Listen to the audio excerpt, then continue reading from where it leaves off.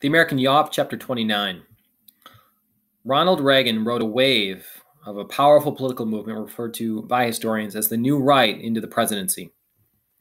More libertarian in its economics and more politically forceful in its conservative religious principles than the moderate brand of conservatism popular after World War II, notably with Eisenhower, the New Right had by the 1980s evolved into the most influential wing of the Republican Party, and it could claim increasing credit for Republican electoral successes across the country. Building on the gradual unraveling of the New Deal political order in the 1960s and 1970s, this conservative movement not only enjoyed the guidance of skilled politicians like Reagan, but drew tremendous energy from a broad range of grassroots activists. Countless ordinary citizens, newly mobilized Christian conservatives in particular, helped the Republican Party steer the country politically, socially, and economically rightward. Enduring conflicts over race, economic policy, sexual politics, and foreign affairs fatally fractured the liberal consensus that had dominated American politics since the Democratic presidency of Franklin Roosevelt in the post-Depression era. The New Right attracted support from Reagan Democrats this time around, blue-collar voters who had lost faith in the old liberal creed of the Democratic Party. It is a testament to Reagan's political skills and personal charm that he was able to balance the uneasy alliance between anti-government conservatives, Christian evangelicals, blue-collar Democrats, and the powerful interest groups that backed him. He was the oldest man to ever serve as president until Trump, but even an assassination attempt during his first year failed to slow him down. His carefully honed public image, he was, remember, a former Hollywood actor, led some Democrats to refer to him as the Teflon President, as nothing seemed to stick to him.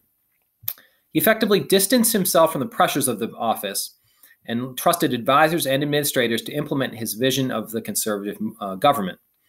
This helped shield him from criticism and scandal, including the $500 million savings and loan industry debacle and the Iran-Contra affair. Part of Reagan's vision was a reimagining of the American economy.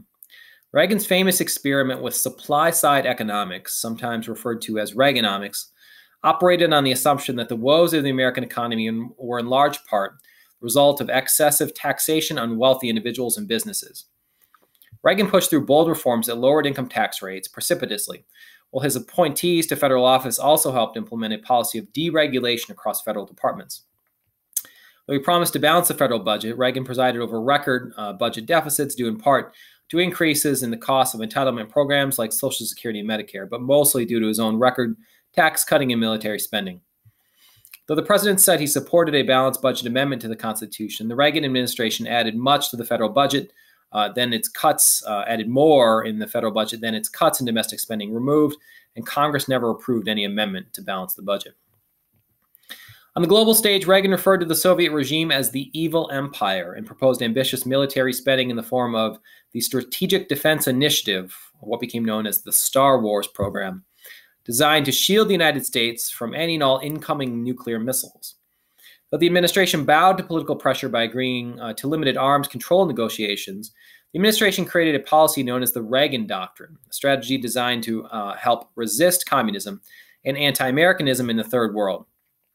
Reagan sent soldiers and money to weaken and overturn anti-American governments in hotspots across the globe, but largely shied away from serious warfare, even as radical terrorists increasingly turned to bombing American targets and soldiers abroad. By the late 1980s, the Soviet empire was crumbling. Reagan successfully combined anti-communist rhetoric with a willingness to negotiate with Soviet leadership. But the most significant causes of collapse within the Soviet Union lay within the empire itself.